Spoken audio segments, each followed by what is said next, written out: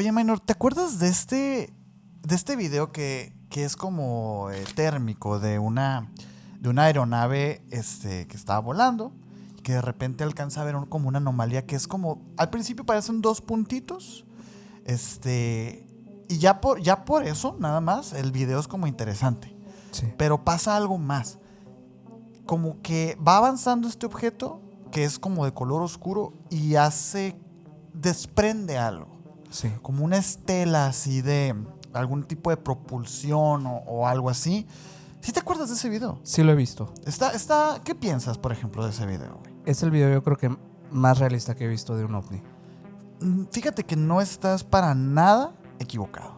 De hecho, ese video se extrae de un lugar que es básicamente el Área 51 en Latinoamérica. Quizás ahorita te cuente más.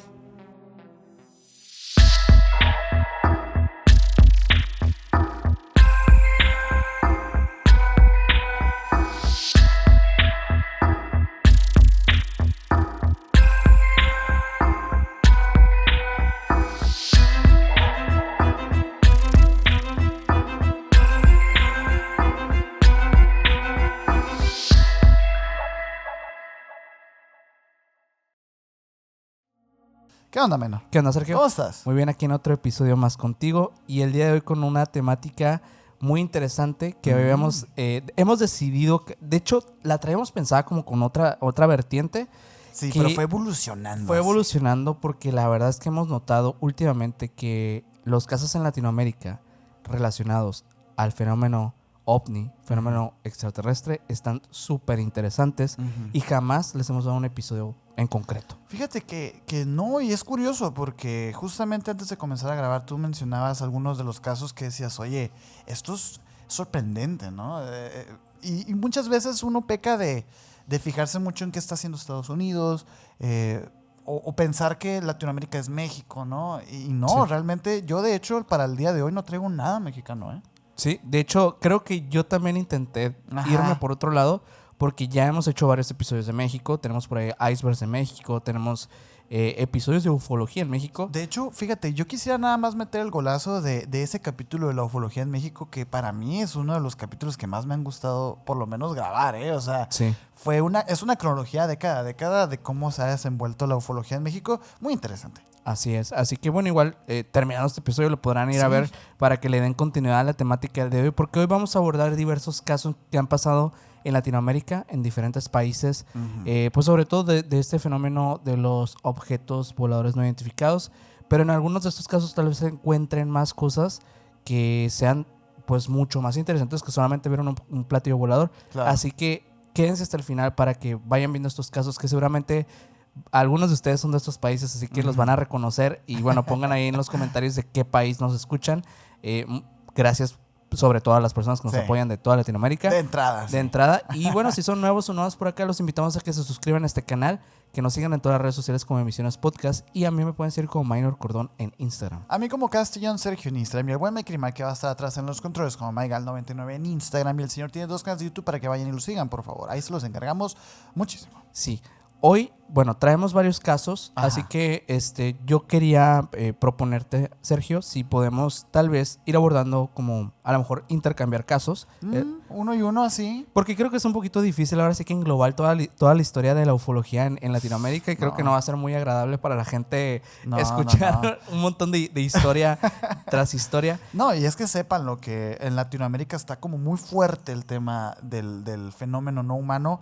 Yo le atribuyo algo muy particular y es la antigüedad de las civilizaciones de Latinoamérica, porque por ejemplo tenemos un Estados Unidos que este año cumple apenas 250 años, digo apenas porque en realidad están compitiendo en el mismo continente con países que tienen culturas precolombinas, claro, antes de Cristo incluso, y digo, no que desde entonces se esté registrando o documentando el fenómeno ovni como lo conocemos, pero los escritos, las tradiciones, las crónicas, todas esas cosas sí terminan al final de cuentas siendo una especie de documentación del fenómeno, porque al final de cuentas muchas de estas culturas le atribuyen a sus dioses a que bajaron del cielo y que son esferas de fuego, etcétera. Entonces, por eso es que es tan interesante y tan, digamos, enriquecedor el tema en Latinoamérica de los ovnis. Sí, a mí me sorprendió muchísimo enterarme de diversos casos e historias que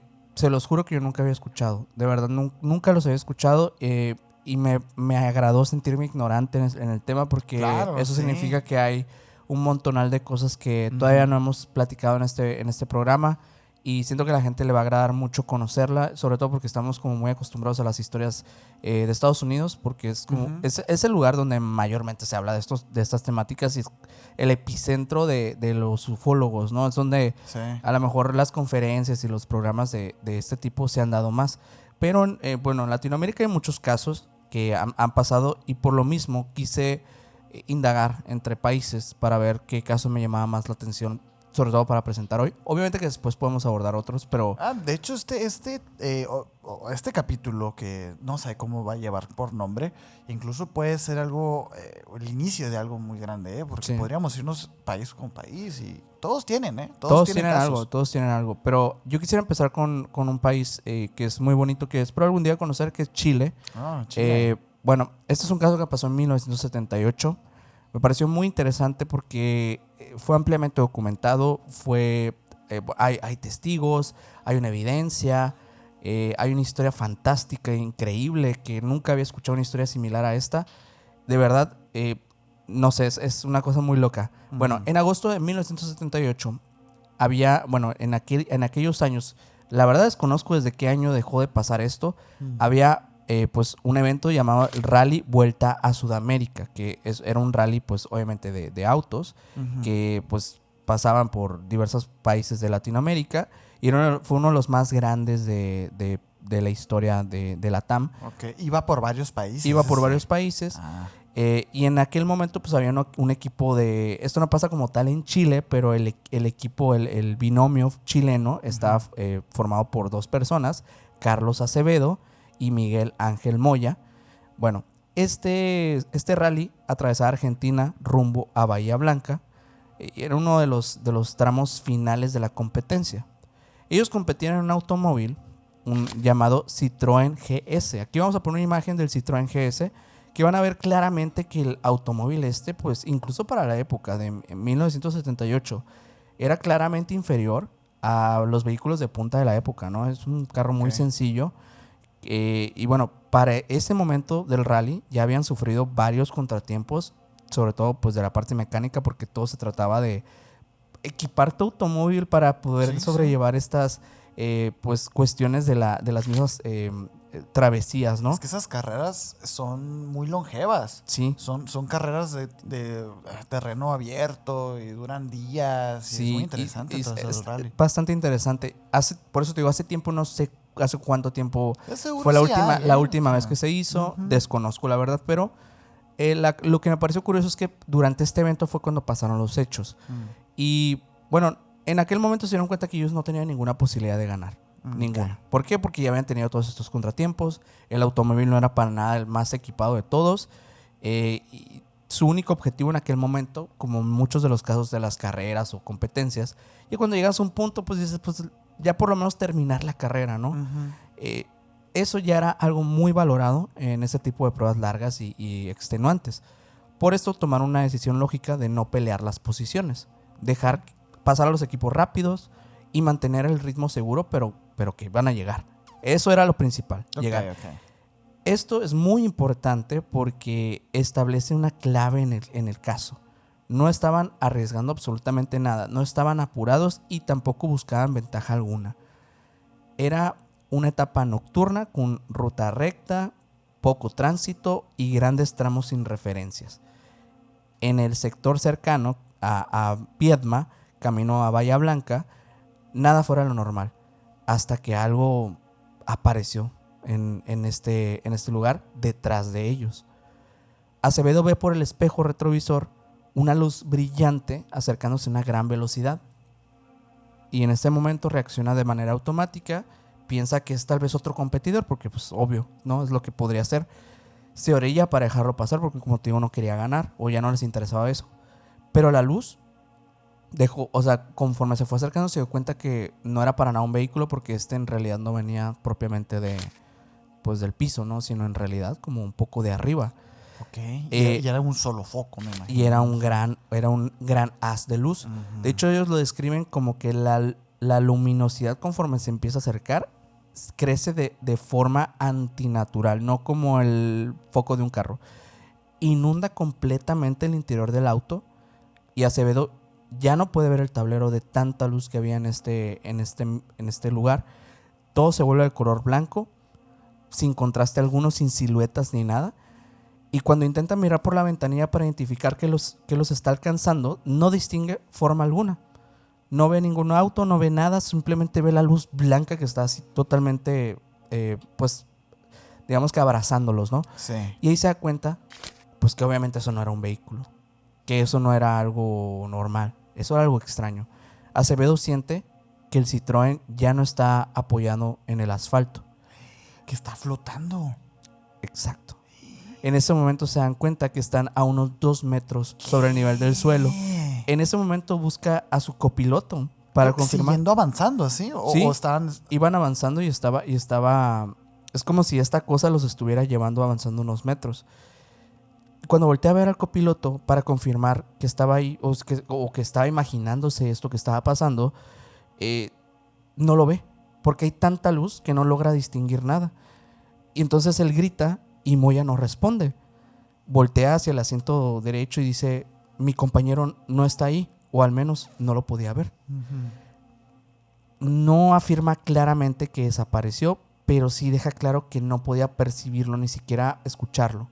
Es como si de repente los hubiera aturdido y los hubiera dejado como en un whiteout, ¿sabes? Ajá, porque no es blackout, todo está en blanco. Entonces, luego, de golpe, todo termina. La luz desaparece. El auto vuelve al suelo sin ningún impacto. Ambos se detienen y bajan a revisar el Citroën. A ver si algo, pues, le pasó algún daño, ¿no? ¿Qué era lo que había pasado? Pues eso iba después. Pero primero, a ver dónde estamos, ¿no? Uh-huh. No tiene ninguna clase de daño. El auto está completamente intacto. Pero al revisar los instrumentos comienzan las anomalías extrañas. Número 1, el tanque auxiliar, que habría sido cargado unos 40 litros de combustible, y está completamente vacío. ¿En serio? Más adelante, al detenerse en Pedro Luro, revisan el odómetro. El marcador indica que solo recorrieron 52 kilómetros. En realidad, el tramo de este pedazo de la carretera era de 127 kilómetros. Faltan 70 kilómetros que el auto no registra. Además, llegan al punto de control casi 2 horas antes de lo que era posible para el automóvil. Y ganaron, ¿no? y sin pasar por un control intermedio. Bueno, en Pedro Luro los alcanza otro competidor, que es Edmundo Carvajal, junto con personal policial. Carvajal describe algo fundamental. Miguel Ángel Moya estaba en estado de shock. Estaba pálido, estaba temblando, no podía hablar con normalidad. Parece como desorientado o algo así. Y no, evidentemente no era como por emoción de la carretera, sino que realmente se veía como que estaba como en estado traumatizado de que algo les había pasado. Carvajal además confirma que los había perdido de vista pues antes, cosa que fue muy extraña porque pues no estaban yendo como demasiado rápido ni nada. Sí. Y bueno, para la organización del rally la explicación era muy simple: tomaron un atajo. El problema es que en 1978 solo existía una ruta entre Viedma y Bahía Blanca, que era esta ruta recta. No había no había alternas. Era recta, pues no había caminos paralelos tampoco, ni desvíos rápidos que permitieran recortar este paso. Aún así, pues estos chilenos quedaron de alguna forma descalificados como por actividad irregular durante el rally. Pero pues lo extraño de todo este caso es que en realidad pues ellos no tenían posibilidad de ganar aún así. O sea, ellos de hecho ya lo habían hablado, ¿no? Ni siquiera estaban intentándolo. Vamos a terminar la carrera nada más. Wow. Al llegar a Bahía Blanca, Acevedo y Moya son interrogados por la Fuerza Aérea Argentina. Y según lo que su propio relato, pues le solicitan el auto y la ropa, les dicen que serán analizados, nunca se los devuelven, reciben una advertencia de que no pueden contarle esto a nadie, y después de eso ya no hay informes públicos. Por ahí unos papers nada más de esta historia, y pues los elementos que pudieron haberse estudiado en algún momento pues ya no les pertenecen. O sea, las evidencias, pues, Las lo que estuvo evidencias. en contra. ¿Y ellos que nunca volvieron a hablar? Simplemente esta historia fue la que se dio a conocer, pero más allá de esto, lo que, por lo menos lo que se sabe de manera pública, y digo, seguramente alguna persona en Chile nos podrá decir si tiene más información. Hay quienes de repente sacan información adicional. Pues es lo que se nos permitió saber acerca de este caso. Sin embargo, pues lo que tenemos son diversas evidencias, ¿no? Los 70 kilómetros que no aparecen en el odómetro, los 40 litros de combustible desaparecidos, la llegada con una ventaja de tiempo imposible, un copiloto en shock real, intervención militar posterior, retención del vehículo y ropa, y sobre todo, pues esta, digamos, descalificación del rally porque no tuvieron una irregularidad que de hecho pues corresponde con estas anomalías de los 70 kilómetros y los 40 litros. No, y es que es un checklist de una tormenta perfecta, de un fenómeno que pasó. Sí. Ellos, es que me quedé pensando en el fenómeno, lo que vivieron, ¿no? ¿Por qué o para qué? Y al final de cuentas, perdón, el tiempo es lo interesante, porque esas 2 horas y esos kilómetros, pues es el famosísimo missing time que se le dice, ¿no? Que es cuando pierden este tiempo, cuando pasa un lapso de tiempo. Un lapso de tiempo, o bueno, es que a mí me resultan de repente bien choqueantes estas evidencias cuando se habla de vehículos. Cuando hay un vehículo involucrado en un caso como este, es cuando yo sí ya me empieza a incomodar mucho, porque es cómo lo explicas, pues. Sí. Sobre todo lo de por ejemplo, la gasolina, que se les haya ido toda la gasolina, ¿en dónde está? ¿Qué fue? ¿No? ¿Se la llevaron? ¿Para qué? Para nosotros a lo mejor sí sería como muy lógico pensar que unas entidades estuvieran estudiando ese líquido, ese combustible, porque al final de cuentas ese es el epicentro de muchos de los conflictos que hay hoy en día, ¿no? Pero, no sé, ellos fallecen después, no hacen ningún libro, nada. No. ¿Siguen compitiendo? No hay ninguna, no hay fama después de esto. O sea, realmente esto es el tope de su historia. Y como te digo, o sea, realmente la evidencia pues ya no se puede ver porque pues por lo menos ellos afirmaron que ya no la tenían. Una última pregunta, ¿no? O más bien como una observación también. ¿No te parece también extraño a ti que los casos en Latinoamérica que son de este tipo luego no terminan siendo tan grandes a nivel mundial? Sí. Y yo creo que tienen que ver con que... Ajá, ¿qué tiene que ver? Con que también hay... bueno, existen estas instancias no gubernamentales que también intervienen en los casos latinoamericanos. Y eso lo podemos ver en diversos casos, por ejemplo, que han pasado en México, como el caso de tanto de Carlos Antonio de los Santos, el piloto mexicano que fue escoltado por 3 ovnis. Por ahí pues existen diversos también entrevistas, registros de este señor que hoy en día digo, no sé si siga con vida, pero luego fue un silencio total. Hubo un silencio porque de hecho él dice que es visitado por estas entidades no gubernamentales que le piden silenciar aquello que pasó pues en sus años, ¿no? Y de hecho él mismo se retira de pilotear aviones comerciales. Por lo menos, digo, de manera comercial. Ya no se dedicó más a este tema, más allá de las entrevistas que le hicieron. Pero no se ganó la vida con esto. No, y al contrario, me imagino. O sea, quizás sí y estemos hablando más bien de una revocación de licencias o algo así. Y yo creo que en Estados Unidos, a diferencia, es que estos casos no se callan tanto. O sea, son más ruidosos. Son más ruidosos. Y sobre todo está como la filosofía del capital, vaya, del hacer negocio, hacer un libro, vender derechos, etcétera. Sí. Cosa que a lo mejor y no se estila tanto aquí en Latinoamérica. Sin embargo, esto no quiere decir que no haya casos emblemáticos gigantescos también. Sí. De hecho, el mismo Chile, que ya tenemos también otro capítulo hablando de la isla Friendship, pero también es un caso que a mí me fascina. Sí, súper interesante. Y es que de todas las teorías que existen de la isla Friendship, que sí es entidades no humanas, que sí son alemanes, cualquiera es igual de interesante, ¿no? Igual Sí. si quieren saber más de este caso, pueden visitar el capítulo, que todavía se mantiene muy bien, ¿eh? O sea, Sí. a pesar de que tienen como 2, 3 años, yo creo. A lo mejor un remake por ahí A le lo podría mejor un caer remake, bien. sí. Puede ser, puede ser. Oye, Minor, si yo te digo lago Titicaca, ¿qué se te viene a la mente? Me recuerda a algo, pero no estoy seguro qué es. Yo tampoco, pero sí como que lo escuchamos en alguna caricatura o algo así, ¿verdad? Lago me acuerdo. Titicaca. Bueno, el lago Titicaca es uno de los lagos más importantes que existen, ¿sabías tú, de Latinoamérica? No, la verdad es que, o sea, desconozco porque no lo conozco, pero Ajá. sí. Fíjate, es muy loco, ¿eh? Y al ser como también un lugar tan emblemático de Latinoamérica, como tal, no hay un solo caso. Hay muchos casos. Hay fenómenos que ocurren alrededor del lago. Y es que, mira, hemos hablado muchísimo del lago Baikal, del lago Ness, pero Sí. el lago Titicaca también tiene... Esos. Yo lo acomodaría en esa escala de importancia claro, del fenómeno. Porque muy seguramente. esto, mira, para empezar, ¿no? El lago Titicaca está en el altiplano andino, en la frontera entre Bolivia y Perú. Son los Andes. Está por los Andes. Está a 3.812 metros de altura a nivel del mar. Es un lago dicen que es el lago navegable más alto del mundo. Ok. Que está en el lugar más alto del mundo.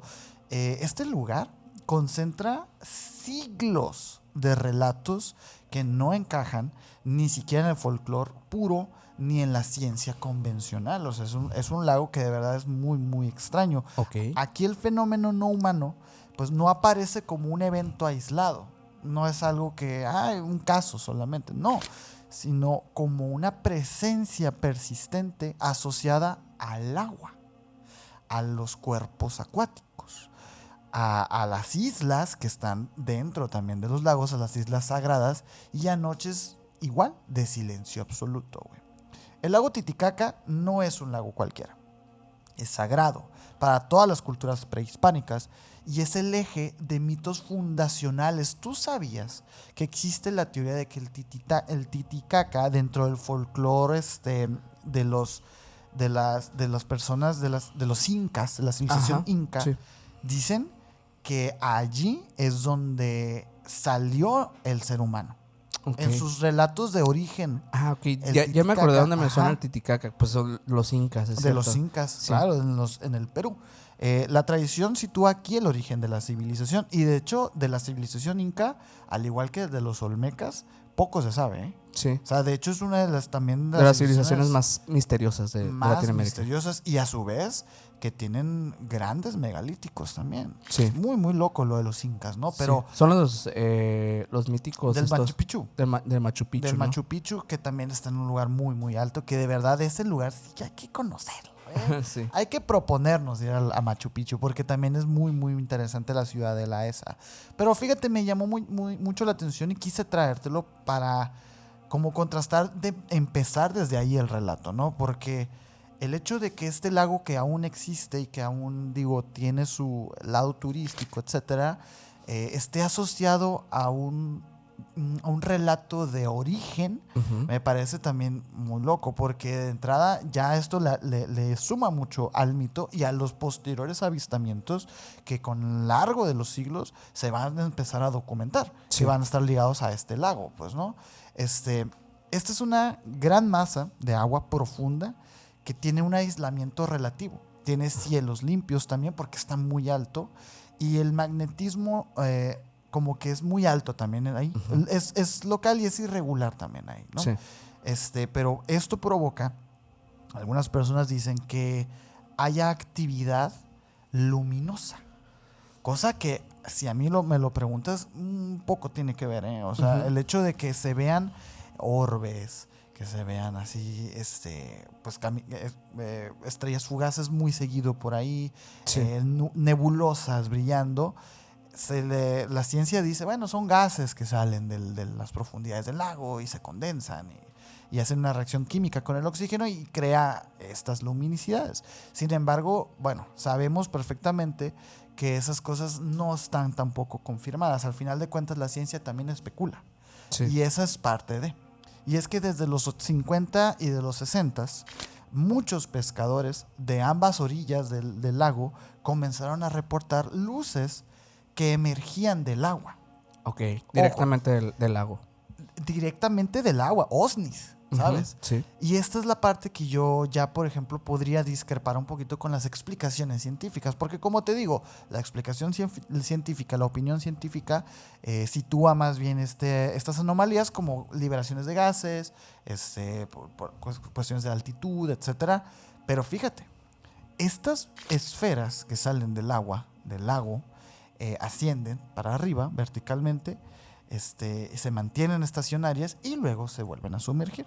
Pero hay un dato que yo nunca había escuchado, ni siquiera en el lago Baikal. Cuando sale este objeto, esta luz, parece no perturbar el agua. ¿Habías escuchado eso? No. El agua no se agita cuando la luz entra o cuando la luz sale. Es como si no fuera de materia sólida. Ajá. Es como si no fíjate, la explicación como digamos técnica. No se encuentra desplazamiento de volumen de manera convencional en el agua. El volumen, ¿sabes? Eso en los 50s y 60s. Ya se empezaba a reportar, ¿no? Ya en los 70s y 80s, en esta década, pues sabemos perfectamente que también es una época que se reportaron muchos avistamientos, ¿no? Sí. En todo el mundo, no nomás en Latinoamérica, también en Estados Unidos, en la Unión Soviética. Todos sabemos perfectamente por qué, ¿no? Los cielos del planeta estaban siendo constantemente vigilados porque existía un conflicto bélico entre dos potencias que estaban, ahí compitiendo, ¿no? Sí. Por eso es que en estos años se multiplican mucho los casos. Tripulaciones nocturnas y comunidades ribereñas describen estos objetos silenciosos como de color blanco azulado o incluso ámbar. Que si tú me dices de blanco azulado a ámbar o amarillo, pues para mí ya pasó por toda la gama de colores, ¿eh? O sea, de los blancos o de los blancos o de los cálidos. De los cálidos también de estos se desplazan bajo la superficie y reaparecen en ciertos metros, como si apareciera la bolita, se volviera a meter, se desplazara por debajo del lago y luego volviera a salir metros adelante. Sí. Algo muy extraño. Algunos testigos hablan de formas que son definidas también bajo el agua, no simplemente destellos, o sea, como efectos naturales o ¿cómo se les dice? Espejismos o alucinaciones. Vaya. Ajá, sí. No, como que siguen trayectorias inteligentes y son muchísimas, al punto de que varios de los pescadores ya consideran de entrada, al hablar de un lago que es tan antiguo, pasamos desde el folclore a la leyenda, a las teorías. Ya los pescadores como tal no se alarman cuando ven estas esferas, pero tampoco las pierden de vista.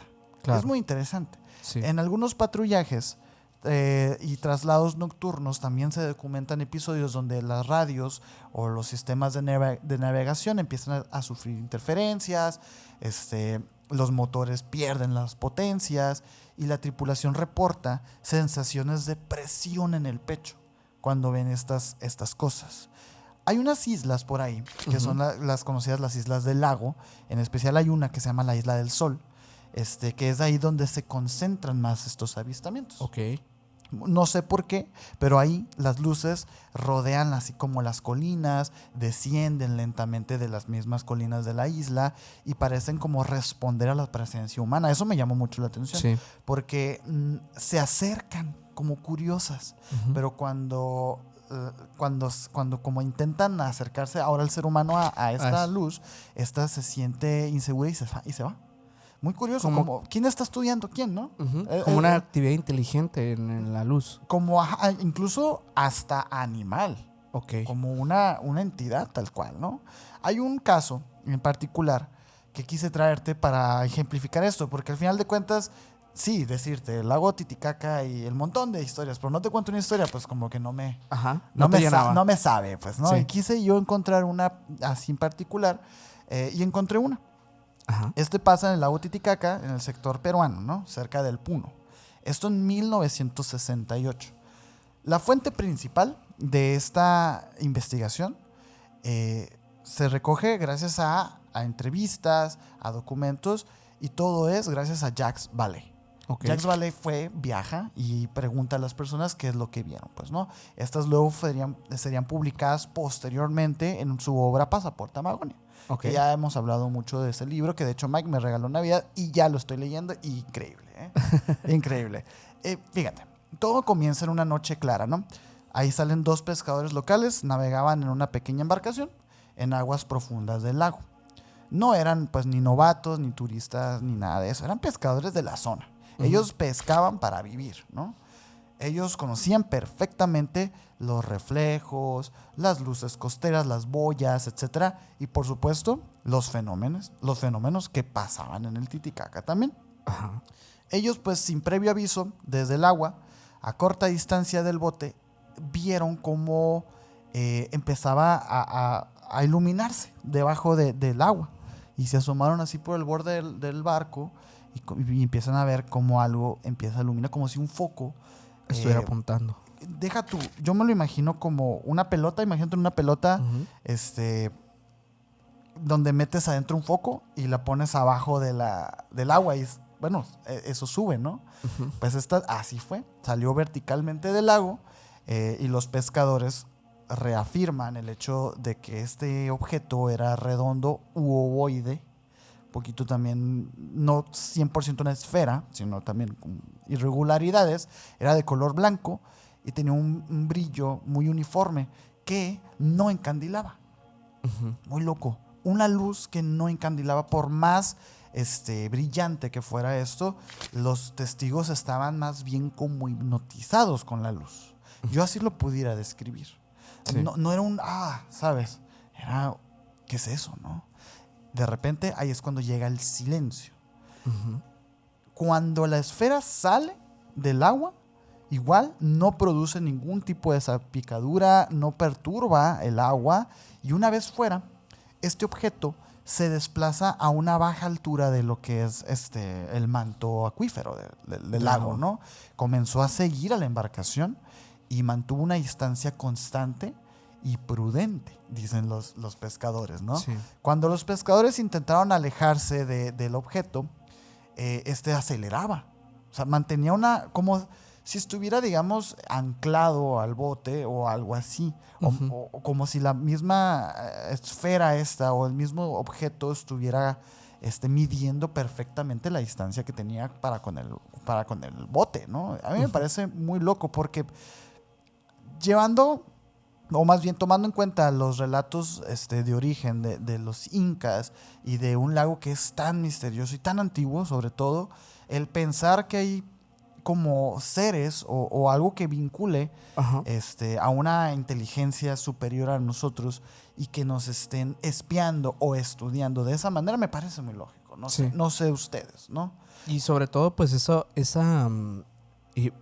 posibilidad de que esto se trate tal vez de algo que no se encuentra en nuestro plano dimensional, porque justamente no altera la materia física, ¿no? Como el agua. Es que, ¿qué podría ser, no? ¿Una ilusión? No lo sé, porque ya son dos personas. Y bueno, son muchas personas a lo largo de los años. Tal vez más que una ilusión es una clase de material que no entendemos, que no interactúa con nuestras partículas, ¿no? O algo así. Sí, porque luz, ¿qué es luz, no? O sea, pues hay cosas que producen luz, pero no es luz. Sí. Es curioso. Y digo, al final de todo, después del encuentro, estos pescadores, pues pasa lo que siempre, ¿no? Llegan a sus casas, a sus regiones, le cuentan a las personas no les creen y ahí queda. No se levanta un acta, no se levanta un reporte judicial, nada. ¿Por qué? Porque al final de cuentas no hubo víctimas, no hubo nada. Simplemente es un testimonio que llama la atención. Pero es y te repito, ¿no? Es un ejemplo de siglos que ha pasado esto, ¿no? Sí, y como pasa, digo, en diversos lugares naturales que muchas personas afirman y es muy complicado documentarlo en el momento porque pues pasa no cuando uno lo desea, sino cuando la naturaleza de estos seres quiere manifestarse ante las personas, ¿no? Uh-huh. Y yo creo que por eso, pues yo creo que es un lago con mucho interés en estos temas, en este territorio, porque además de yo creo que las costumbres, las tradiciones incas, y también la ritualización que seguramente lleva este lago, por supuesto, pues debe abrir ciertas cosas que no comprendemos del todo, ¿no? Sí. Y muy interesante, la verdad. De hecho, bueno, yo traigo un caso que a mí me llamó mucho la atención porque es un caso que yo la verdad nunca había investigado acerca de la ufología en Venezuela. Que le mando un saludo a todas las personas de Venezuela. Saludos, Venezuela. En esta investigación me encontré con uno de los casos más interesantes que seguramente, si son de allá, lo conocen. Y me pareció curioso enterarme que allá tienen casos que yo conectaría con estos seres como ultraterrenos o cosas extrañas, ¿no? Que no tienen sentido. Tal cual. Tal cual. A este le llaman el incidente OVNI de Caracas. Bueno, pasa en 1954. En la madrugada, sobre Petare, cuando la ciudad aún dormía, en esta madrugada, las calles estaban prácticamente vacías. A esa hora solo circulaban camiones de carga y trabajadores que comenzaban su jornada antes del amanecer.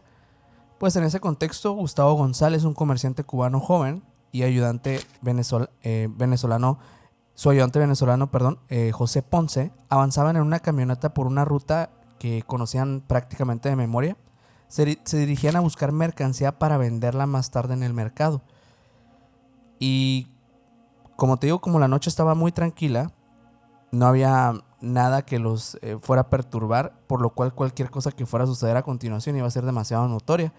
Y fue así.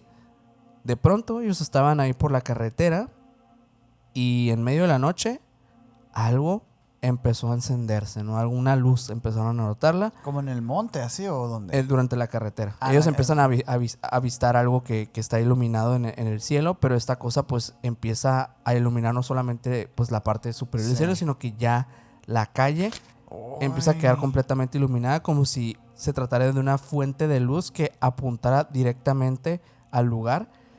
Y el asfalto, las paredes, los objetos alrededor, todo apareció con una claridad brutal, como si se hubiera vuelto de día prácticamente. Wow. Y el cambio fue tan repentino que ambos hombres se quedaron paralizados por un instante y Ponce fue el primero en reaccionar. Miró hacia el origen de la luz y no entendía qué estaba viendo. En ese momento no lo entendió, pero empezó a sentir mucho miedo, ¿no? Dijo, ¿qué está pasando? Sin decir una palabra, dio media vuelta y corrió nuevamente hacia la camioneta respirando agitadamente. González, en cambio, se queda en ese lugar unos segundos más nada más, intentando comprender qué era lo que estaba ahí, porque como que él, más que miedo, sí empezó a sentir más curiosidad. Pero frente a él, a poca distancia, apareció una figura pequeña, cubierta de pelo, que avanzaba con unos movimientos rápidos y antinaturales. No tenía concretamente un aspecto de persona. No caminaba de hecho como un ser humano. Solo era como una presencia que identifica como pequeña, peluda y tal vez medianamente humanoide, pero de todas formas no entendía qué era, ¿no? Casi al mismo tiempo, cuando él se queda en este lugar, obviamente observando y viendo qué es eso, ¿no? Otras figuras similares empezaron a moverse alrededor, como si empezaran tal vez a acecharlo. Y el lugar parecía pues que se estaba inundando de estas cosas. ¿Qué? Y González ya en este momento pues empieza a sentir miedo, pero también su reacción impulsiva fue, en lugar de correr hacia la camioneta, se abalanzó sobre una de estas criaturas, la rodeó con sus brazos y trató de inmovilizarla. ¿Qué? Y el cuerpo del ser era, según lo que describe, por lo que pudo sentir, era muy compacto. Era mucho más pesado de lo que su tamaño te hacía pensar. Alrededor de 50 kilos pesaba. Muy denso, güey. Un ser bastante robusto. Órale. Y la criatura se empieza a sacudir con fuerza Qué loco el vato. con una ese, güey. desesperación por querer zafarse. Y González, obviamente que al principio intenta retenerla, pero se da cuenta que la criatura era muy fuerte al grado que lo lanza de vuelta. Se cae al suelo, así, incluso se raspa en el suelo, y al incorporarse dice que saca un cuchillo que tenía e intentó herir a la criatura, pero la hoja, al momento de intentar atravesarla, pues simplemente rebotó, porque la piel, dice él, que era tan gruesa como la que podría ser la piel de un rinoceronte o algo así. Ay. O sea, era la piel de un animal muy grueso, o bueno, lo que parecía un animal o algo por el estilo. En ese instante distinguió otros ojos brillantes, que eran los que estaban ahí alrededor, y de repente se dio cuenta que había más seres que se estaban acercando, y se dio cuenta que estos seres también tenían garras. Entonces una luz más intensa lo envolvió y lo dejó momentáneamente ciego. Ujú. Se dio cuenta que una de las criaturas previamente tenía un objeto en la mano. Un objeto que parecía como una linterna. Y esa misma fue la que activó para dejarme pues completamente Qué locura sin historia, ver. güey. Mientras González empezó a querer recuperar la visión, Ponce observó algo que se iba a quedar grabado en su memoria. A pocos metros de la camioneta, flotando sobre el suelo, había una esfera, así, luminosa, levitando, perfectamente definida, silenciosa, así, nada más levitando como si alguien lo hubiera puesto así nada más. Dice, no parecía que estaba hecha de metal ni de vidrio, era como una estructura sólida formada por luz concentrada. Que O sea, ya lo hemos escuchado, eso de la luz sólida y todo esto. era como estos orbes luminosos, no era que fuera un ovni como tal. Pero bueno, dice que cerca de ella otra de las criaturas se movía con mucha rapidez, recogiendo tierra del suelo como que con ambas manos, como si estuviera recolectando algo. Muestras. No sabe, pero dice, parecía que estaba agarrando tierra.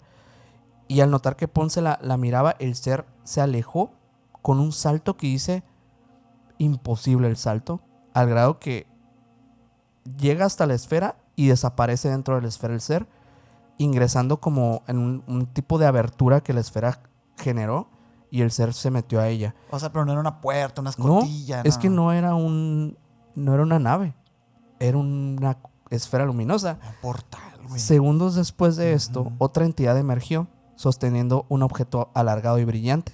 Lo apuntó hacia los hombres, el aire vibró, una sensación extraña empezó a recorrer los cuerpos de ellos y perdieron la capacidad de moverse. Dicen que solo sentían que sus cuerpos estaban vibrando, pero no podían mover ni un músculo de su cuerpo. No podían correr, no podían gritar, no podían hacer nada. Es como si los hubieran dejado prácticamente en un estado vegetativo en ese momento. Sí. Y desde el suelo, inmovilizados, vieron cómo la esfera, conforme los seres empezaron a entrar a ella, pues ascendió, pero lentamente, y después rápidamente. Cuando esta esfera desaparece, la parálisis desapareció junto con ella, el lugar volvió a quedar en penumbra, en la oscuridad, la luz intensa se había ido, las criaturas ya no estaban, la calle era la misma de siempre, pero nada se sentía igual. Ponce salió corriendo hacia la comisaría más cercana para avisar lo que había pasado. Y se sentía dolorido, se sentía agitado, se sentía que todo le dolía, todos los músculos de su cuerpo le dolían. Y ambos llegaron poco después, pues, a decirle a estos funcionarios, a la policía, que había pasado esto.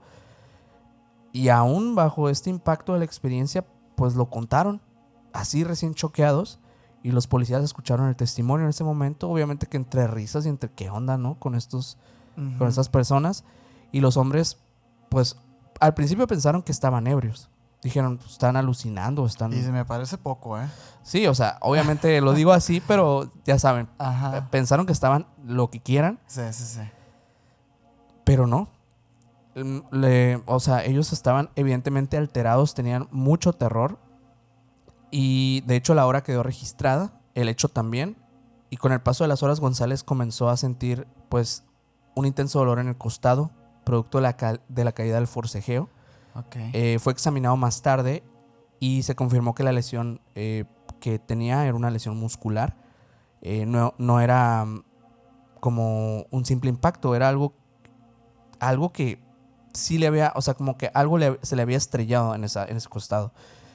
Ambos también mantuvieron su versión sin cambios con los días, con los años, y describieron las criaturas así, tal cual. Con el tiempo les volvieron a preguntar, serán pequeñas, peludas, de ojos luminosos. Hay ilustraciones de estos. Hay algunas. Vamos a ver si encontramos como las originales de los periódicos. Es que yo me estoy imaginando a los Ewoks de Star Wars. pero no sé si son así o cómo es. Pues no sé, no sabría si decir que así, pero podríamos pensar algo por el estilo. Y bueno, obviamente que este caso al principio se creyó que pues fue falso y todo esto, pero luego empezó a salir el tema de que sí estaba la denuncia. Había una denuncia policíaca. Los hombres fueron automáticamente, después de que pasaron los hechos, a reportar este encuentro con estos seres tan extraños y con la esfera luminosa. Y yo dije, esto no es un clásico ovni, no es un clásico ser extraterrestre, esto es algo más. ¿Será acaso lo que pasa en estas otras regiones de Estados Unidos, que se habla de entidades interdimensionales? El Hopkins Bay, por ejemplo. Exacto. Que también van y corren a la policía. Exacto. Que yo no sé ahorita en este punto si es buena idea o no ir con la policía, porque es que, por ejemplo, si estuvieran ellos ebrios o lo que sea, ¿no? Sí. Ustedes saben, no vas a la policía a decirlo, ¿no? Sí. O sea, por lo menos lo primero que harías es decirle a otro amigo, a tu esposa, a tu familia, no sé, antes de acudir a la policía, porque siento que ir a la policía en ese tipo de casos es porque de verdad crees que pasó, de verdad estás seguro y te sientes también pues desprotegido, ¿no? Y quieres como, ay, policías, o sea. Sí, algún tipo de seguridad, ¿sabes? Aunque sea absurdo. O sea, ¿qué te va a proteger un policía de unas entidades interdimensionales? Claro que no, al contrario, pues bueno, se van a burlar de ti. Y probablemente. Y así ha pasado la mayoría de los casos. Pero fíjate, y aún así van. Así es. Entonces hay algo ahí. Yo tengo esa cuestión, esa interrogante, ¿no? Que ¿por qué irías si no piensas que lo que te pasó es cierto? Exacto. ¿Fama? ¿Fama de qué? De la burla. Y por ejemplo, ellos no hicieron famosos ni nada. Pues realmente la fama viene a raíz, o sea, la fama es a raíz del caso, es el caso como tal. Obviamente que este encuentro no se repite en Venezuela. Sin embargo, yo he notado, y bueno, a raíz de este caso que hace poco lo descubrí, que digo, no había tenido la oportunidad de revisarlo, pero me pareció muy interesante ver la cantidad de encuentros y de cosas extrañas que pasan en Venezuela en torno al fenómeno no humano. Hay muchísimas cosas. Pues podríamos... ahorita que todo el mundo está hablando de Venezuela, pero nadie está hablando de Venezuela de eso. Hay muchísimos casos de ufología. Me gustó porque creo que hay una gran puerta de casos que podríamos abordar en un futuro. Así que, pues saludos a todos los de Venezuela. Saludos. Y pues este es uno de los casos que traía. Oye, ahorita que estamos hablando de esto de a quién acudes, ¿no? Cuando pasa algo de este tipo, lo cierto es que en Latinoamérica a ningún lado. Y la verdad es que no es que nosotros no tengamos estas dependencias, en Estados Unidos tampoco. Y se supone que, bueno, en Estados Unidos es donde más debería estar cubierto esta parte de tener algún tipo de buzón en el que tú pudieras ir a denunciar. Bueno, fuera de internet, claro, porque en internet hay muchísimos lugares, foros, que de hecho Mike la otra vez nos pasó uno, que era incluso el mapamundi así, y están los pincitos de los puntos, de los casos, y tú le picas y te cuenta la historia y te avisa si hay foto o no hay foto, pero nada oficial, eso lo hacen a unas personas, ¿no? Claro. Y yo me quedé pensando, ¿no? Porque bueno, digo, no tenemos esta dependencia que nos pueda ayudar, pero ¿habrá alguna dependencia en Latinoamérica que se haga cargo o que le llame la atención este tema de los fenómenos no humanos o de los objetos voladores no identificados? Y me topé con que sí. Okay. Y de hecho justamente es del origen o de la fuente de la que extraje el video con el que empezamos este capítulo, ¿no? Y estoy hablando de la CEFAA. Hoy en día se conoce como la SEFAA, pero antes era la CEFA, con cepas, ¿no? Este es un organismo de la DGAC, que es la Dirección General de Aviación Civil, ¿no? sí es cierto que a lo mejor y no es del gobierno porque termina siendo civil, pero sí es Oficial. oficial, porque aunque no es tal cual federativa, pues es civil, y pues está compuesta y está bien con sus papeles y en regla, digamos, ¿no? Esta fue creada para recopilar, estudiar y analizar reportes de fenómenos aéreos anómalos con foco en seguridad operacional. Por eso digo que esta dependencia sí es una dependencia. El gobierno está inyectando recursos en esta administración, ¿no? En esta oficina.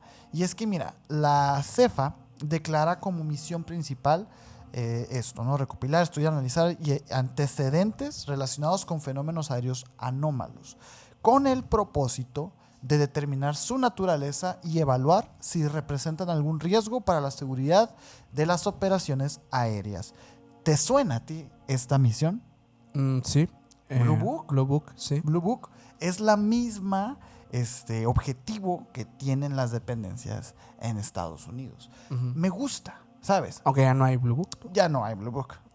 Oficialmente. Wing, wing, ¿no? Ajá. Pero bueno, era lo que se decía, ¿no? Esta sí sigue existiendo, ¿no? A partir de esta misión central, que yo la veo muy legítima y me gusta que mantenga esta coherencia en la de vamos a investigar los fenómenos, siempre pensando en la seguridad aérea de las personas, ¿no? Porque las personas viajan, vuelan, etcétera, ¿no? A partir de aquí, la institución detalla 3 objetivos operativos claves, ¿no? El primero es la construcción de una base de datos oficial.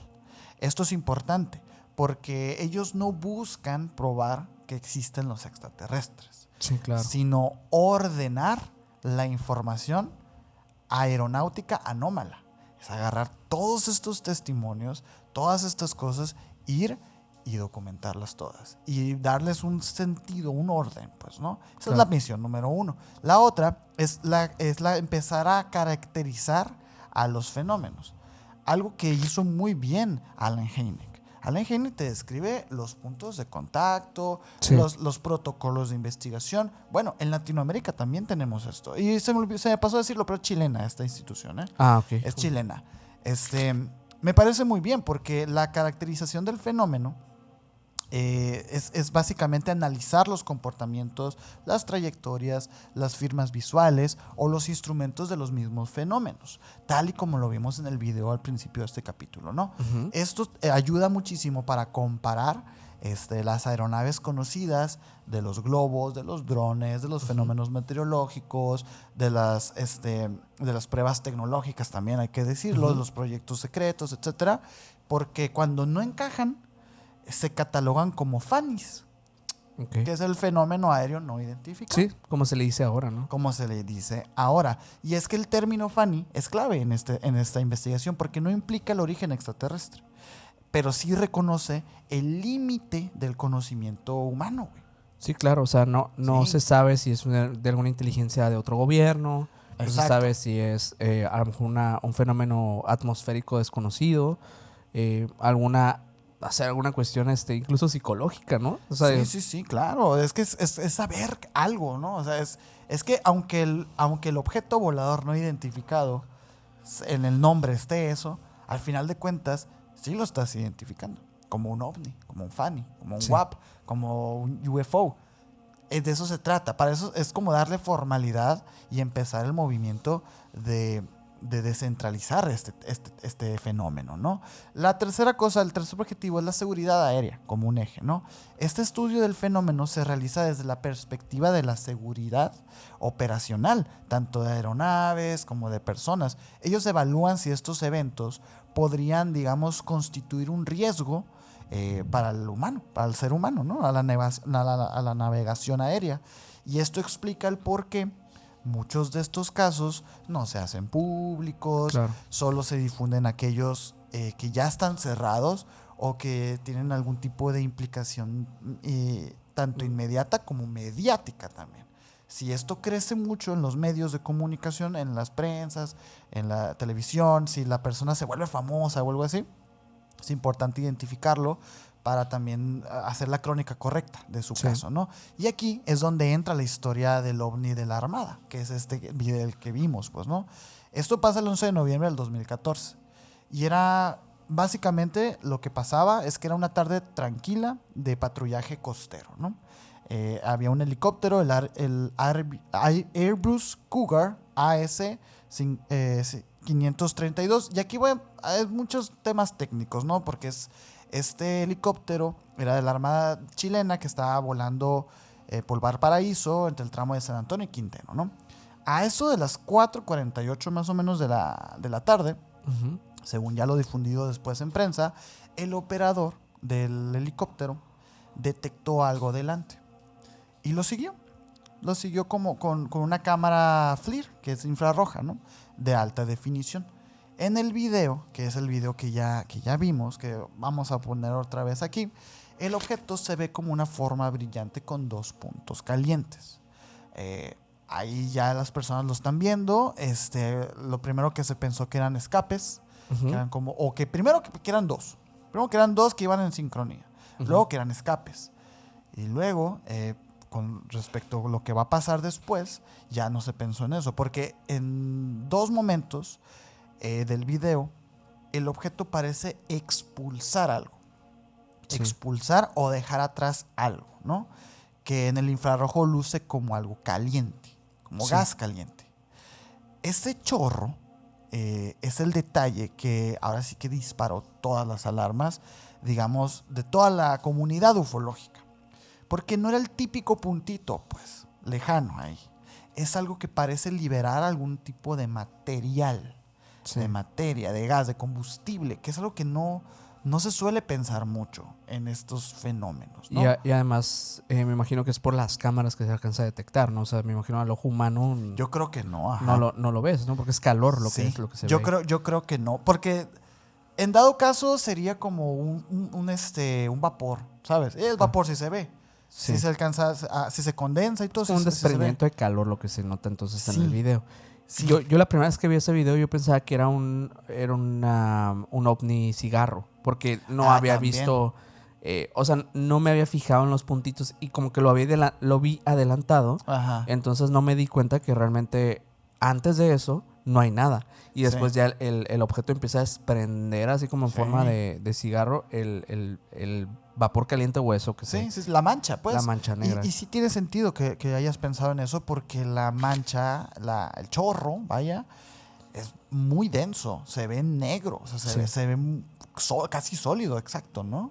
Bueno, ¿qué se investigó de esto, no? Porque después del avistamiento, la Armada entregó este material a la CFA Ajá. y es por eso que dije yo, ok, qué interesante, ya se está involucrando esta dependencia, esta institución que sí se dedica a esto. El Blue Book, vaya, chileno, güey. Sí. Se informó que el caso fue analizado por alrededor de 2 años, más o menos 2 años estuvieron viendo el video, los metadatos, las temperaturas, todo. Y de repente ya en la difusión pública se habló de consultas o control de tránsito aéreo, radares, especialistas y de la imposibilidad de atribuirlo de forma concluyente a una aeronave conocida, güey. Juntaron 2 años, un montón de expertos, solamente para tener la validación de decir, esto no sabemos qué es. Esto es una aeronave desconocida. Tras la liberación del video, aparecieron un montón de análisis dando la contraria, porque así somos, ¿sabes? Sí. Te muestran algo y te dicen, no, es un efecto meteorológico. Y luego aparecen teorías que dicen que no. Y luego te difunden un video que dice, esto es un alien. No, no es un alien, porque así somos, ¿no? En internet. Sí. Pero empezaron un montón de análisis escépticos que proponen que el ovni sería en realidad un avión comercial que estaba más alto, a una mayor altitud, y que este chorro, la estela esta que desprende, son errores de estimación, nada más, de distancia y de altura y etcétera. Lo que te digo, pues, no tienes Pues, contento a nadie nunca. No, y además las investigaciones estas no llegan al punto, pues. No, y aparte, las investigaciones, tú no puedes hacer una investigación, perdona, a través de un video de internet, pues. No.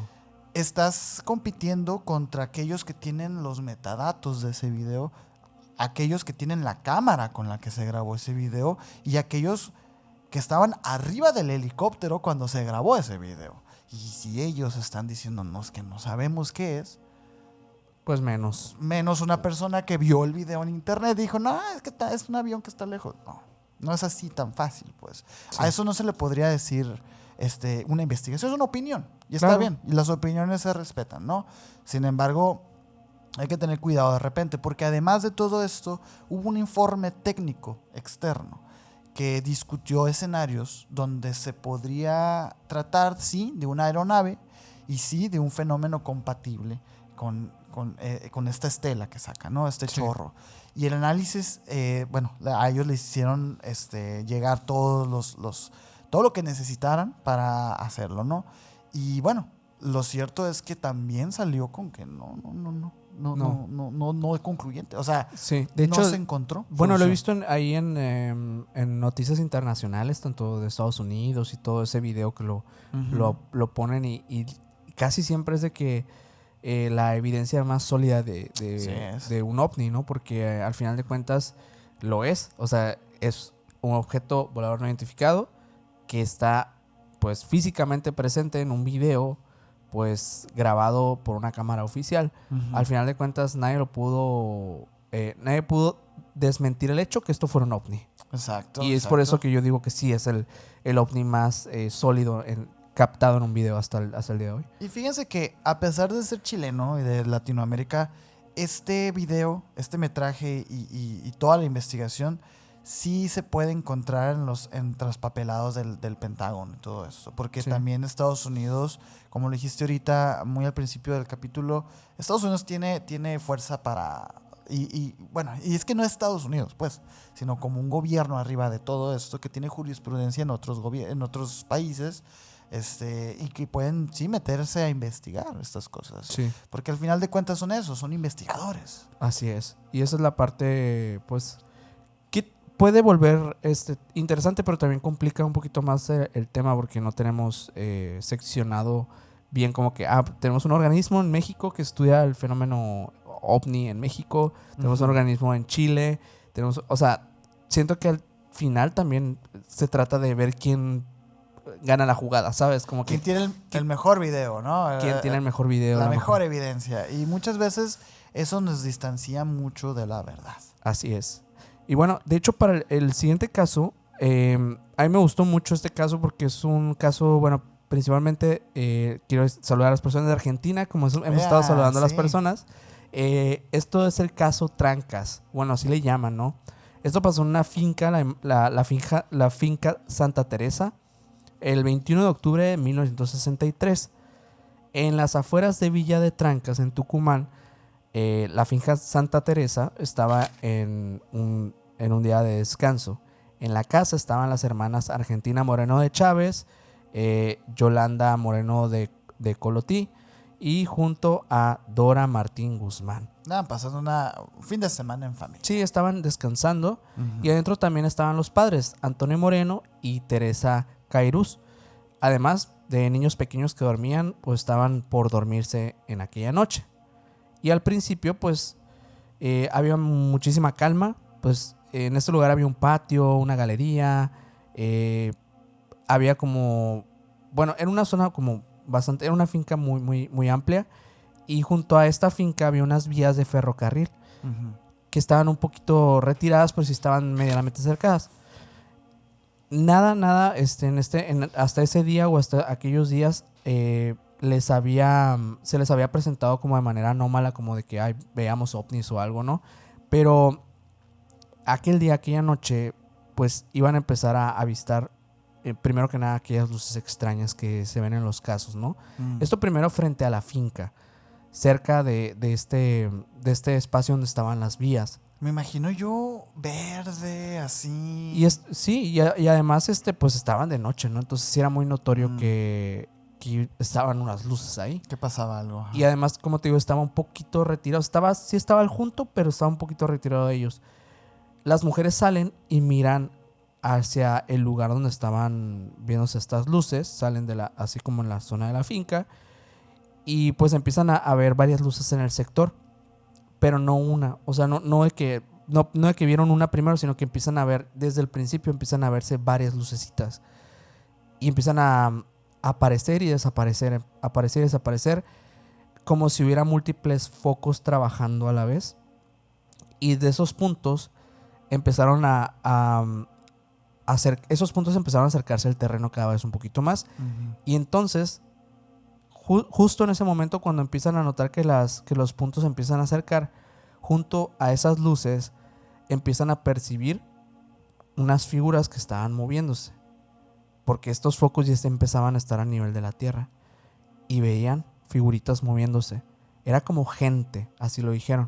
Ok. Que caminaba de un lado a otro, como si estuvieran ahí entre los resplandores esos que empezaron a aparecer alrededor de la finca. Desde la galería, por la distancia, las personas que estaban ahí, pues empezaron a decir que se empezaba a sentir algo raro. O sea, que esas cosas que estaban ahí estaban creando una sensación extraña. En ese momento todavía no sintieron miedo, pero sí les pareció muy curioso, por lo cual todas las personas que estaban en la finca empezaron a voltear hacia donde estaban las luces. Y ya eran como varios testigos que estaban viendo este evento raro, ¿no? Sí, ya me los imaginé todos así con la boca abierta. Sí, así y con viendo. cautela las mujeres avanzaban desde la galería hacia el frente por el camino de la entrada, acercándose al portón. Y lo que ven ya no es solo las luces y las siluetitas, distinguen una masa luminosa con forma de disco suspendida a pocos metros del suelo, ¿Qué? con un balanceo extraño, constante, como si se mantuviera estable, pero como si estuviera algo vivo, flotando. O sea, como algo, podría decir orgánico, pero luminoso, pero como un platillo, algo así. El objeto tiene detalles particulares.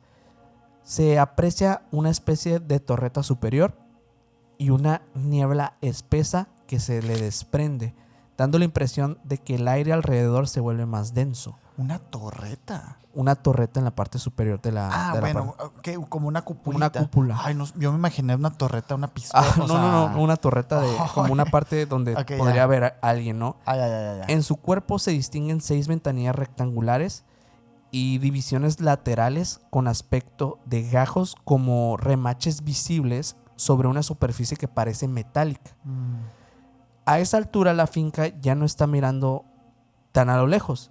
Hay un objeto que está demasiado cerca frente a ellos, demasiado presente y con una forma, con una estructura que ya es bastante clara. Frente a ellos había un objeto evidentemente ovni. Y bueno, Argentina lleva una linterna y apunta hacia la nave más próxima. La respuesta es inmediata. La iluminación del fenómeno cambia de color conforme cuando ella apunta a la linterna y los baña con una luz de color violeta, como si el foco reaccionó al ser señalado y como si le estuviera respondiendo de alguna forma. Por medio de la luz también. Por medio de la luz. Es una luz violeta que los ilumina a todos ellos y con esa luz todos empiezan a sentir un calor intenso que los obliga a retroceder. Dicen, no era un simple resplandor o como una señalización, sino como si realmente la luz se sintiera. O sea, Extraño. nos estábamos sintiendo como directamente prevenidos ante esta luz. Pero no era calor, pues. Sí era calor. Sí era. O sea, sentían el calor del foco gigantesco violeta que les estaba apuntando. Ya. Las tres se repliegan hacia la galería nuevamente y desde ahí miran cómo la escena continúa frente a la finca. Luces sobre las vías, el objeto cerca del alambrado que tenían en la finca y pues obviamente las figuritas estas que de repente veían a lo lejos, pero todavía no habían visto ninguna. El episodio se extiende tanto que dura hasta 40 minutos y conforme empieza a avanzar los minutos, empieza una neblina blanca con un olor, dicen, a azufre o algo quemado, a abordarlos a todos. Mientras tanto, dentro de la casa, los demás también lo sienten. Ya empieza el olor, el calor que sintieron afuera con los focos. Los niños terminan incluso transpirando, empiezan a sudar de tanto calor que empieza a hacer adentro de la finca, como si la casa entera hubiera quedado bajo la lámpara enorme violeta. Y cuando finalmente las luces y el objeto se van, la finca normal. Y se van así como así. La noche se queda normal, pero el frente del terreno queda pues básicamente marcado por este recuerdo, porque saben perfectamente que no fue un destello, no fue un fenómeno luminoso, fue un objeto volador que parecía pues ser de otro mundo, ¿no? Con el correr del tiempo, al caso se suma un elemento que lo vuelve incluso más interesante. En la zona donde se observó la actividad se encontraron pequeñas como esferitas blancas que al tacto se deshacían como un polvo. Como cenicitas. O fragmentos de algo, o sea, realmente no saben exactamente qué era. Jolie cuenta que ella misma las recogió por lo extrañas que eran, pero más tarde, cuando intentaron analizarlas, pues estas, o sea, cuando las llevaba, se le deshicieron, pero eran unas pequeñas como perlitas pequeñas. Años después, dicen que en esta región, en esta zona donde estaban las luminiscencias estas, había vegetación y ya jamás volvió a crecer porque quedó como pelona esa parte, ¿no? Y ya no volvió a crecer nada. Gracias a toda esta información y todos estos testigos que estuvieron involucrados en el caso Trancas quedó como uno de los casos clásicos de Argentina por la combinación de elementos que suelen no ser tan clásicos en la ufología. Sobre todo pues las luminiscencias que actuaron de manera muy diferente que a otros casos. Luego ¿no? Que sí fue un ovni, o sea que sí había un objeto discoidal con un comportamiento extraño que no parecía como el típico ovni metálico y ya. Parecía como tal vez y que eso mismo era el ser, ¿no? O algo así. Siento que se comunicaron con él y todo. Sí, y que de alguna manera les contestó. Ajá. La otra, pues, el prolongado de las luces y los haces de luz que de alguna manera se combinaron con el olor, los colores, los elementos estos, la verdad es que son únicos en su especie. Yo no los había escuchado. Así que, bueno, este caso es uno de los más interesantes, yo considero, de la ufología en Argentina porque tiene demasiadas cosas que hasta el día de hoy siguen siendo un misterio y que yo creo que no se han repetido demasiado. ¿Cómo sigues tu vida después de algo así, verdad? Sí. Pero qué asombroso tener esa finca, la verdad. Ya sé, o sea, ahorita ha de ser un lugar turistiquísimo, ¿Quién ¿no? sabe? Bueno, si pónganos en los comentarios, ahí díganos si alguien lo conoce, si alguien ha ido o quisiera ir. Fíjate que me acordé de una pequeña historia, digo ya nada más para cerrar, que me la contó nuestro amigo Neptalí de UFO Camping Ecuador. Saludos. Un saludito si está viendo esto. Y quiero aprovechar, ¿no? Porque pasa en Latinoamérica, es en Ecuador. Él lo que hace es que organiza personas para irse de campamento a lugares que se consideran como calientes del fenómeno no humano. Llevan una preparación, una limpieza espiritual, porque todo más allá de ser científico riguroso, se inclina más al tema espiritual, ¿no? Se cree más en lo que decíamos también en el capítulo, ¿no? De la creencia latinoamericana de los fenómenos, que es más de la naturaleza, más del espíritu, más de los dioses, más de conocimiento adquirido, más que querer encasillar un arma como en Estados Unidos podríamos pensar, ¿no?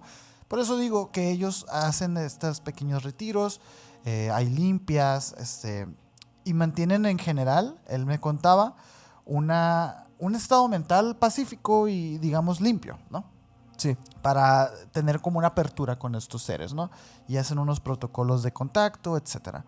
Bueno, la historia, él me la cuenta que estaban en un no recuerdo muy bien dónde, en un pequeño también, tipo bosque, por allá en unas montañas, en el Ecuador, y dice que él estaba acostado, ya estaban a punto de dormir, cuando de repente escucha como los asistentes a campamento comienzan a tocar su tienda de campaña y le dicen despierta, ¿no? Neptalí me cuenta que esa noche había habido mucha actividad, luces que se movían, etcétera, que era parte también como de la experiencia. Ellos ya esperaban que eso pasara, pero dijo, bueno, yo ya las vi, me voy a acostar, y ahí dejó a las personas viendo, ¿no? Pero nada, y cuando lo despertaron en la noche, dijo, bueno, ya vi las luces, ¿qué más quieren, no? Esa era la mentalidad que él traía. Pero cuando abre la casa de campaña, observa cómo él tenía, iban como 9 o 12 personas, ¿no? Cada quien con su casita de campaña, algunos compartían, etcétera, ¿no? Pero un pequeño campamento, eso imagínenselo, ¿no? Uh-huh. Él dice que desde arriba de la copa de los árboles había literalmente una nave espacial, me dice. Era Un disco Era un gigante. disco gigante, dice. Y era del tamaño de un camión, dice, de un autobús, güey. Ok, unos Así. 10 metros así. Hace como 8 o 10 metros, ajá. Y que dice que, pues que se queda viendo así y que eso empieza a mover. Se empieza a mover. Y dice que pasa arriba de ellos así y se va. Y como que se va como también hacia atrás de la montaña y se desaparece. Pero como que lo ven, Wow. güey. Que todo el campamento lo ve así, como esa cosa, así como tal cual en la historia esta. O sea, me acordé a tal cual el objeto pasando y que dice que silencioso, que no tenía luz tampoco. Ok. En este caso no tenía luces, pero dice que el tamaño era muy imponente y el verlo así como tan de cerquita. Evidentemente estaba como oculto, ¿no? Porque no estaba iluminando, no A lo mejor. no estaba buscando atención. Y, A mí se me hace, o sea, wow, digo, qué impresionante tener esa experiencia. no. A mí me parece Ellos como... van a la Cueva de los Tallos, ¿no? De Fueron repente. ya. O sea, Ya fueron y de hecho mandó unas fotos. Igual si las encontramos por aquí los voy a poner. En el que de hecho, o sea, muy curioso porque tienen una foto justamente en el lugar en el que siempre hay fotos, ¿no? Que es como una pared grandota, ¿sabes? Allí están tomándose la foto. Impresionante. No he tenido la oportunidad de volver a hablar con él para preguntarle, pues, ¿no? Cómo le fue en la Cueva de los Tallos. Pero sí, también han hecho excursiones para allá. Muy interesante el trabajo que hacen ellos. Pero sí, o sea, esa experiencia, digo, tomando en cuenta la posibilidad de que estas naves en realidad no sean vehículos, sino más bien algún tipo de ser, a mí me hace pensar que un ser, pensándolo como en todos los animales que conocemos, un ser que haga eso, lejos de querer ser como silencioso, es más bien una llamada de atención de aquí estoy, cuidado, sin ¿sabes? Una advertencia, más que una amenaza, es un aquí estoy y te voy a pasar. Es como cuando los gatos te pasan así nomás, ¿sabes? Algo así. Aquí estoy. Ajá, aquí estoy. Sí, un aviso, ¿no? Ándale. Yo también lo creo y de hecho, bueno, por eso a mí me gustaron demasiado estos casos que platicamos hoy porque creo que sí me doy cuenta que hay demasiado que nos perdemos al no voltear a ver muchas veces los terrenos, pues nuestro lugar del mundo, ¿no? Nuestro lado del mundo, donde también pasan cosas sumamente interesantes de este fenómeno que pues también es el contacto, ¿no? El contacto también pasa en Latinoamérica y creo que incluso más fuerte que en muchos otros lugares del mundo. Tiene este halo espiritual, siempre. Tiene este lado como un poquito más conectado al no tenerles miedo, al pensar que son seres de luz. Recordemos que todos los extremos son malos, ¿no? Sí, y sobre todo pues no, digo, al final de cuentas todos son libres de creer lo que quieran, sobre todo en este caso que es un fenómeno que sabemos muy poco de él por más que se ha estudiado y todo. Yo creo que no hay verdades absolutas y quien les quiera vender una verdad yo creo que está totalmente equivocado. Y cuidado. Todo, a la vez que todo puede ser verdad, también muchas cosas pueden ser falsas, así que tengan cuidado con eso. Muchísimas gracias por llegar hasta el final de este episodio donde hablamos de algunos casos de Latinoamérica relacionados al fenómeno no humano. Si les gustó este episodio, pónganos en los comentarios cuál fue el caso que más les gustó, qué caso les gustaría que abordemos en una segunda entrega de este tema. Si te gustó también deja tu like, te invitamos a que te quedes por acá en el canal, que te suscribas. El botón de suscripción es totalmente gratuito, así que todavía está ahí para que te puedas suscribir.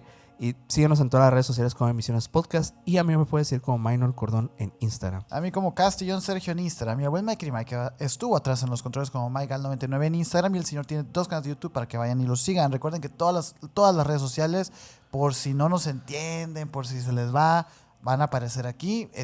Y para que no tengan pierde, ¿no? Así es. Muchísimas gracias. Y ahora sí, nos vemos en el próximo video. Bye.